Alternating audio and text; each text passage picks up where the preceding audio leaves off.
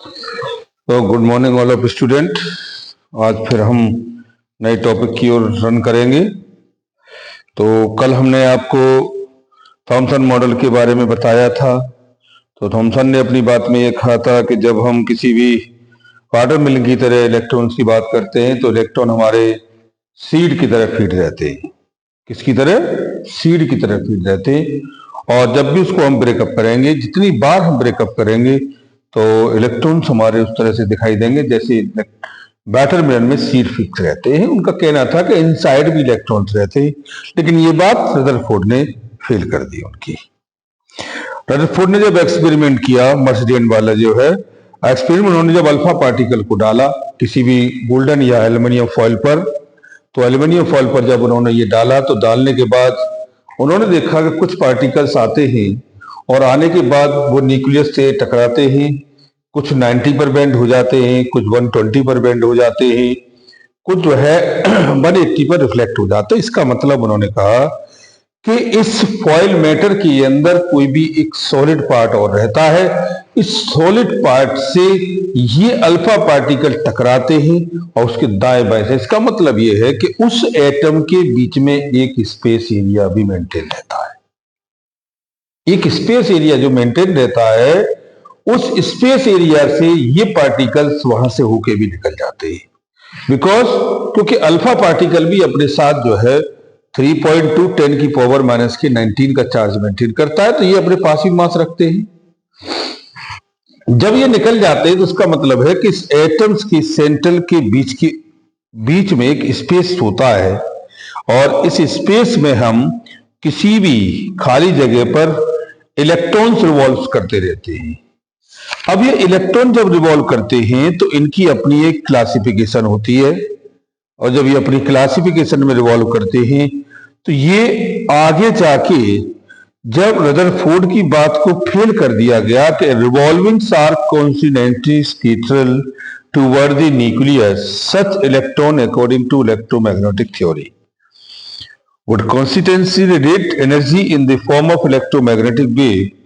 Hence, they would rapidly spiral in and fall into the nucleus, and the atom would collapse.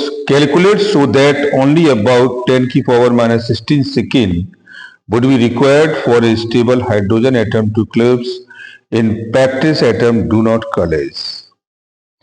तो Rutherford की बात को जो कहा गया कि जो इलेक्ट्रॉन से वो कंटिन्यूअस रिवॉल्व करते रहते हैं, जब ये कंटिन्यूअस रिवॉल्व करते हैं तो ये एमिटिव एक स्पेक्ट्रा बनाते हैं। क्या बनाते हैं? एक स्पेक्ट्रा बनाते हैं, और स्पेक्ट्रा के अंदर ये मैग्नेटिक फील्ड भी बनाते हैं। भाई हम तो इलेक्ट्रॉन्स की बात कह चुके हैं। इलेक्ट्रॉन अगर स्टैटिक रेस्ट में है तो वो इलेक्ट्रोस्टैटिक्स की कंडीशन को शो करेगा। अगर इलेक्ट्रॉन रिवॉल्व में है तो वो मैग्नेटिक थ्योरी को फॉलो करेगा।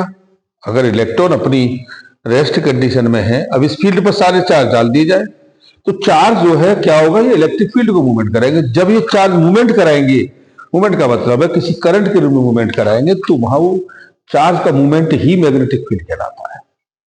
और जब तक चार्ज मूवमेंट नहीं करेगा, मैग्नेटिक थ्योरी डेवलप होगी नहीं। तो यहां बोर आ गए। तो बोर ने अपने कुछ कॉन्सेप्ट दिए 1913 में, 1913 में, अभी की बात है ना, 1913। और Bohr gave a new rather bold idea of the atomic structure. First उन्होंने कहा electron revolves around the nucleus. उनकी पहली बात निकल के आई कि electrons revolves nucleus, electron revolves in the nucleus. उनकी पहला एक्सपेरिमेंट का पहला केस निकल के आया। और जब ये रिवॉल्व करेंगे तो कुछ ना कुछ तो कंसेप्ट फॉलो करेंगे। तो बोर क्वांटम्स मॉडल इसको कहा गया। Bore quantum model. Bore quantum model में पहली बात उन्होंने ये कही कि electron revolve in the nucleus जब ये रिवॉल्व करेंगे तो इसका मतलब है कि ये स्पेक्ट्रल भी बनाएंगे और ये मैग्नेटिक थ्योरी भी बनाएंगे, प्लस के जेडी और न्यूट्रॉन इलेक्ट्रॉन्स इसके सराउंडिंग घूम रहे हैं। अभी जब घूमते हैं तो ये अपना एक क्लासिफिकेशन मेंटेन करते हैं। ये क्या करते हैं? ये अपने एक मेंडलीव की क्लासिफिकेशन थ्योरी को मेंटेन करते हैं जिस पर डिपेंड ऑफ द मटेरियल होता है। अब जिसमें जैसे इलेक्ट्रॉन वैसे उसका मटेरियल, तो उन्होंने कहा ये इनका जो एंगुलर मोमेंटम होता है, ये एंगुलर मोमेंटम वो NH/2π के लेवल से होता है। L = NH/2π और L हमारे पास कितना होता है? ये होता है mb, यानी कि आप इसे कह सकते हैं P और R = NH/2π और इसे आप कहोगे तो mb R = NH/2π, है ना। तो R के साथ वो सरकमफ्रेंस भी हो जाएगा। जब R के साथ ये सरकमफ्रेंस होगा तो ये अपना एक एंगुलर मोमेंटम रखते हैं और H हमारा एक प्लांक कांस्टेंट वैल्यू है। H क्या है? एक प्लांक कांस्टेंट वैल्यू है जिसकी वैल्यू होती है 6.64 10⁻³ होती है। तो ये अपने इस लॉ को फॉलो करते हैं, पहली बात। दूसरी बात उन्होंने ये कही कि ये अपना एक एनर्जी लेवल मेंटेन करते हैं। क्या करते हैं? ये अपना एक एनर्जी लेवल मेंटेन करते हैं, यानी कि ये जब यहां से जाएंगे तो इस जाते समय ये अपना एनर्जी लेवल मेंटेन करेंगे, EI और EF। इसका मतलब ये अपने साथ एक एनर्जी मेंटेन करते हैं, del E = EF - के EI। अब ये हमें डिसाइड करना है कि EF ग्रेटर होता है या EI ग्रेटर होता है। तो मेरा तो समझना ये है कि ये जो एनर्जी लेवल मेंटेन करते हैं ये किसके रूप में मेंटेन करते हैं? फ्रीक्वेंसी के रूप में, h𝛎, या आप इसे कह सकते हैं del E = Nh𝛎 के साथ। del E = Nh𝛎 और म्यू हमारे पास होता है C/λ, तो ये हो जाएगा NhC/λ के साथ।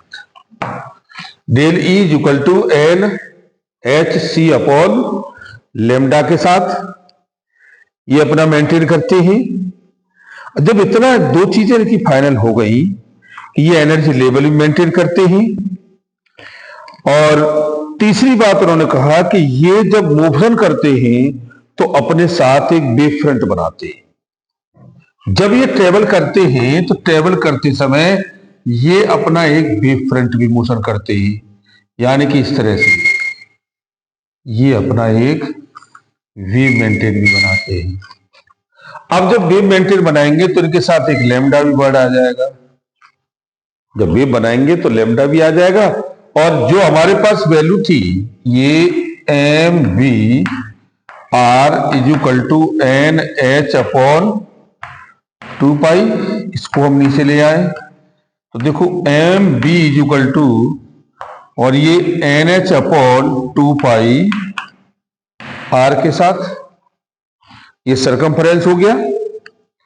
और जब ये सरकमफ्रेंस हो गया और ये P = होता है ये mc/λ, तो हम यहां कह सकते हैं ये आपकी वैल्यू कितनी हो जाएगी? P = आपके पास mc/λ होता है, तो आप ये कह सकते हो कि P =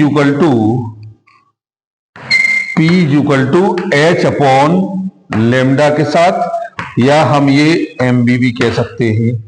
तो आप यहां लगा दीजिए, देखो इस mb की जगह h/λ आपने लगा दिया तो NH/2π R के साथ ये इससे कैंसिल हो गया और ये वैल्यू आपकी आ गई कितनी? 2π R = nλ के साथ।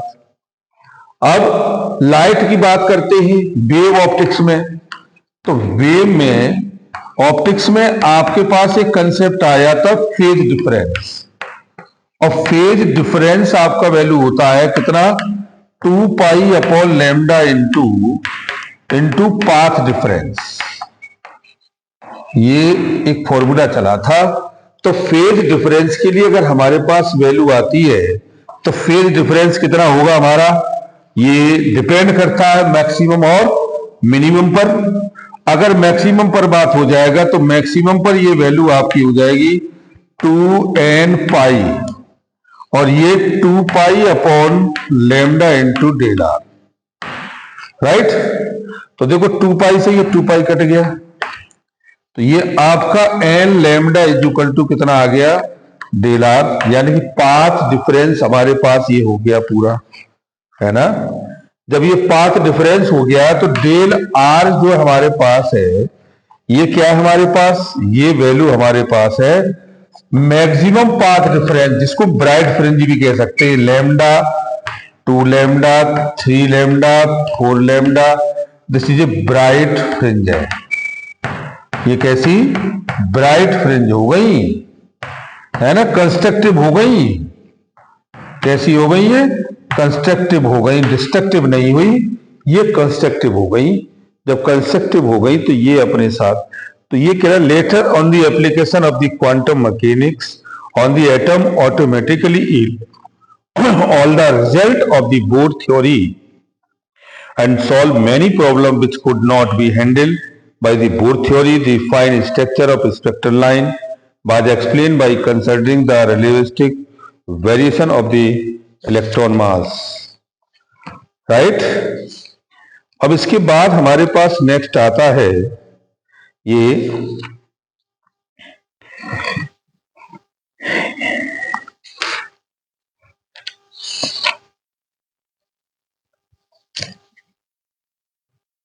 180 पर जब ये एक्सपेक्ट करते हैं तो उस समय इनकी वेलोसिटी क्या होती है भाई, ये तो हम पीछे पढ़ के भी आए कि इनका एनर्जी लेवल की बात करते हैं तो एनर्जी लेवल इनका जो होता है वो कूलॉम्स लॉ को फॉलो करता है भाई। अब आगे बात ये आती है कि अगर हम इसको आगे बढ़ा रहे हैं तो ये एक अपना एनर्जी लेवल मेंटेन करते ही भाई। जब एनर्जी लेवल मेंटेन करेंगे तो ये अपनी कूलॉम्स लॉ की थ्योरी को भी मेंटेन करेंगे। जब ये कूलॉम्स की लॉ की थ्योरी को मेंटेन करेंगे तो जब इसका मतलब ये है कि जब इनका एनर्जी लेवल हम डिसाइड करते हैं भाई, ये हमारे पास है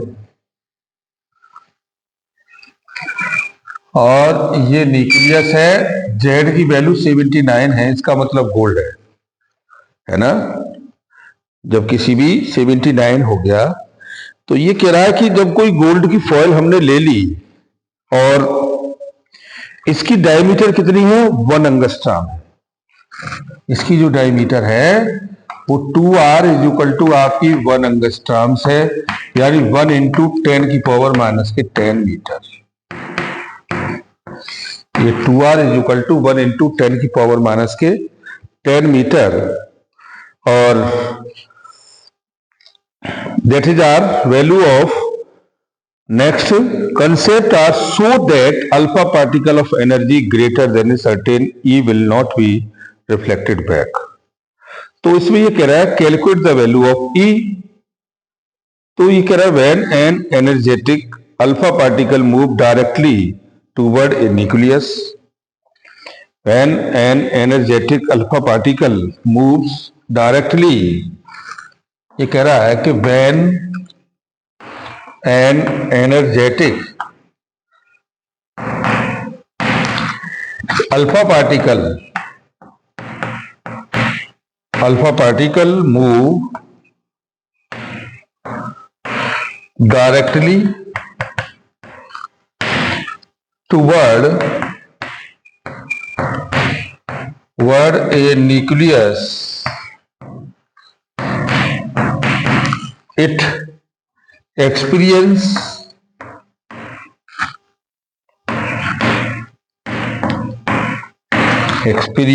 an increasing electromagnetic force electromagnetic static force of repulsion.